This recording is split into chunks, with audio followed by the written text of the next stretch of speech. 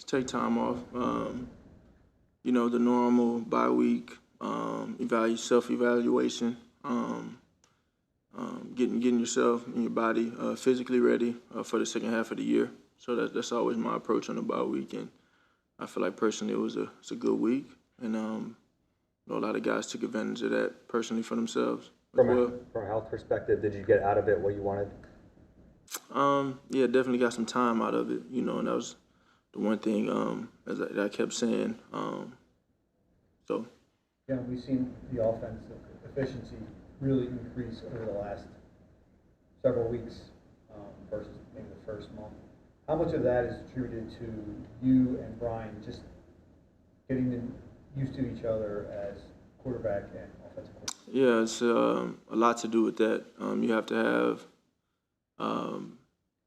have a feel, and that's a real thing, and obviously, the standard that we have for ourselves internally is very high, and that's a thing of constant communication, everybody being on the same page and everybody being eager to grow. And I think that's always the attitude that I try and have, whether it be with a coach or a player or whoever it is. And then obviously, you want that out of your coaches and your teammates as well. So just communicating, everybody being on the same page, everybody having those conversations that make us better. That's what it's all about, everybody being on the same page with that. It seems as Chiefs' pass defense and secondary in particular has gotten better since you last saw them in the Super Bowl. What is the tape showing you about that group? They're a really good team. They're a really good team. A team like that doesn't have the success they have out of any light. They have great players on the D-line. They have great players on the back end. They make plays on the ball, and they're very disruptive. Obviously coach really well. So, all three phases, we have to be ready to execute and play our best versus a really good team. Are there things you can take from looking at the video from the Super Bowl, or do you just kind of focus on what they're doing this year? Or do you look at both? There's always opportunity to learn from sure anytime you've played someone. I've had the opportunity to, we've played these guys twice in the last 2 years. This will be the third year in a row where we've played them some way, somehow. And they always, put up a good challenge on tape. I mean, they fly to the ball.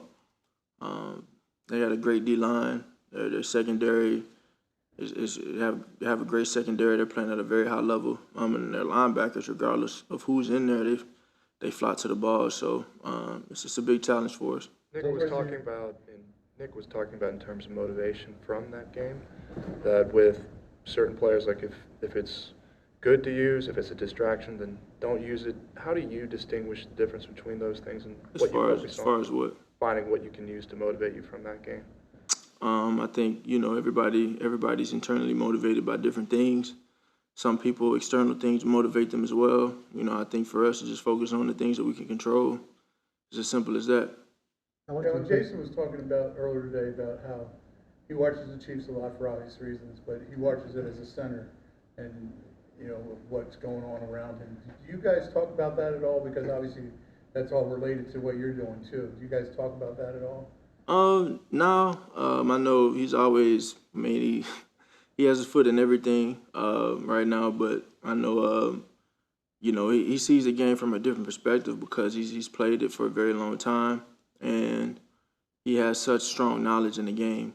And so from an IQ standpoint and knowledge of the game standpoint, definitely is someone that I can talk to about ball for sure. And also, is it fun having a celebrity center? Most quarterbacks don't have a celebrity center. Is that? I don't look at him that way. I look at him as my guy, Jason Kelce. I know he's a man of many abilities and many characters, but he's a god. He's a guy that the city loves, his team loves, and I know one thing is for sure. Anything that he does and he gets himself into, he gets his foot in, he always gives it 110%. And so that's a credit to him and, what he's built for himself. Hey, Nick always talks about the importance of self-scouting. Of course, a bye week allows for more time for that. What have you learned over this break about your offense up into the halfway point? Yeah, I think learned. you learn a lot. Depends on what the angle is. I think the takeaway is, you know, you and I think last year goes to show for this as well.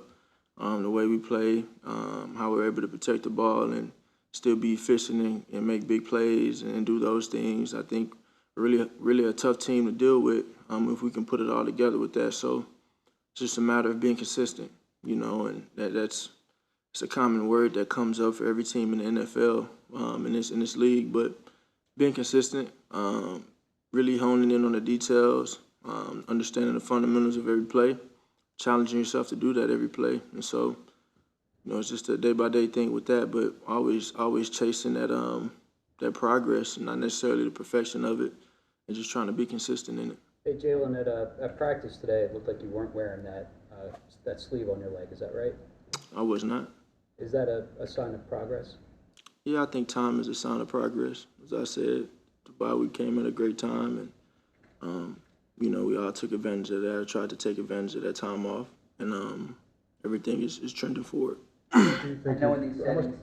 Oh, I'm sorry. How much do you think you've grown as a quarterback since the Super Bowl? And do you see yourself as a different quarterback now, in a sense, since that game? Man, I try to grow every day. I literally take it day by day. I think, you know, when you have the opportunity to play in those big games, you have the opportunity to play and kind of be in those moments. You know, there's always a ton that you can take away from.